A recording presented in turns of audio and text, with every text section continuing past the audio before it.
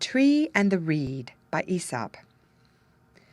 "Well, little one," said a tree to a reed that was growing at its foot, "why do you not plant your feet deeply in the ground and raise your head boldly in the air as I do?" "I am contented with my lot," said the reed. "I may not be so grand, but I think I am safer." "Safe!" sneered the tree. "Who shall pluck me up by the roots or bow my head to the ground?"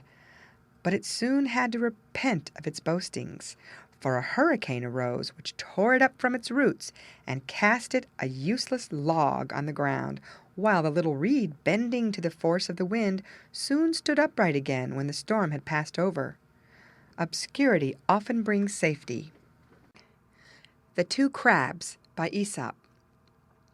One fine day 2 crabs came out from their home to take a stroll on the sand. "Child," said the mother, "you are walking very ungracefully. You should accustom yourself to walking straight forward without twisting from side to side." "Pray, mother," said the young one, "do but set the example yourself, and I will follow you."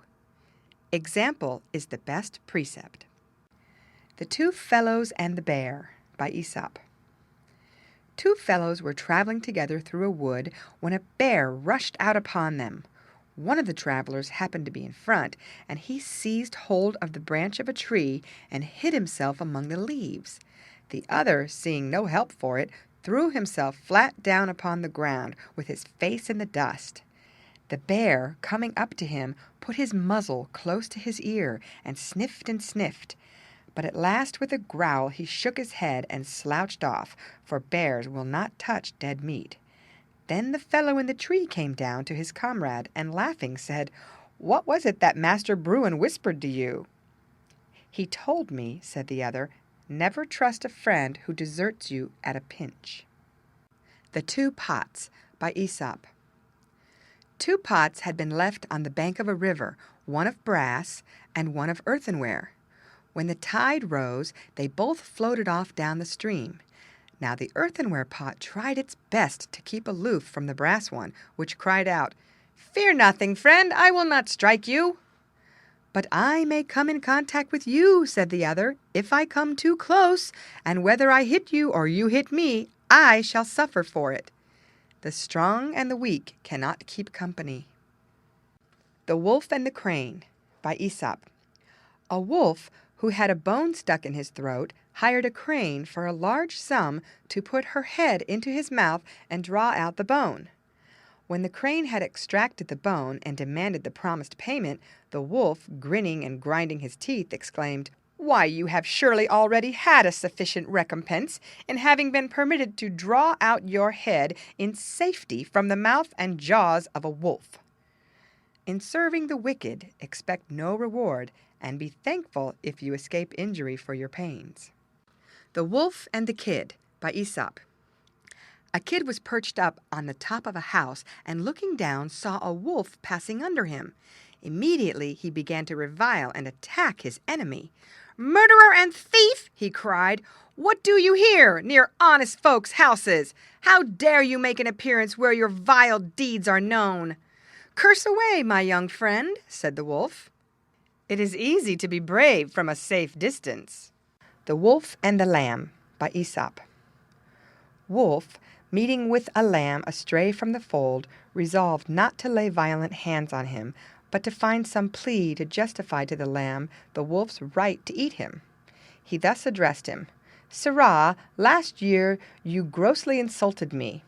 "Indeed," bleated the lamb in a mournful tone of voice, "I was not then born."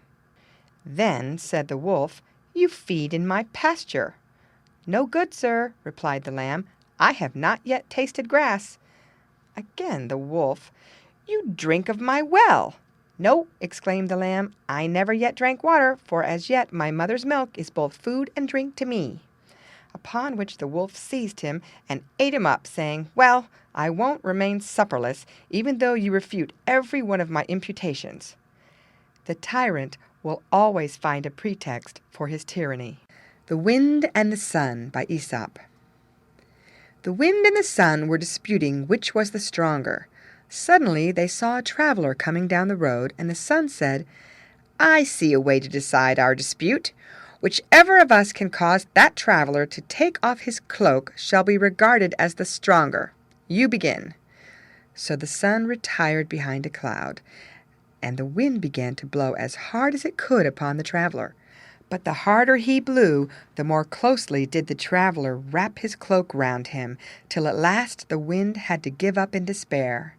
Then the sun came out and shone in all his glory upon the traveler, who soon found it too hot to walk with his cloak on. Kindness effects more than severity. The Wolf in Sheep's Clothing by Aesop. A wolf found great difficulty in getting at the sheep, owing to the vigilance of the shepherd and his dogs. But one day it found the skin of a sheep that had been flayed and thrown aside. So it put it on over its own pelt and strolled down among the sheep. The lamb that belonged to the sheep, whose skin the wolf was wearing, began to follow the wolf in the sheep's clothing. So leading the lamb a little apart, he soon made a meal off her, and for some time he succeeded in deceiving the sheep and enjoying hearty meals. Appearances are deceptive. The Woodman and the Serpent by Aesop. One wintry day a woodman was tramping home from his work when he saw something black lying on the snow.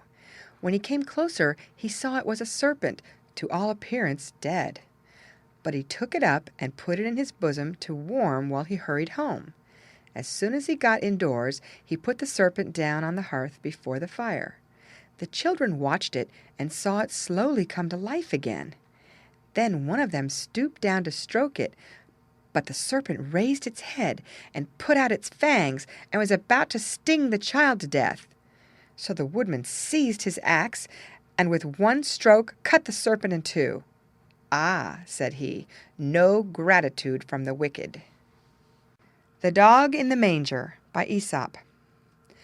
A dog looking out for its afternoon nap jumped into the manger of an ox and lay there cozily upon the straw. But soon the ox, returning from its afternoon work, came up to the manger and wanted to eat some of the straw. The dog, in a rage, being awakened from its slumber, stood up and barked at the ox, and whenever it came near, attempted to bite it. At last the ox had to give up the hope of getting at the straw and went away, muttering, "Ah, people often grudge others what they cannot enjoy themselves."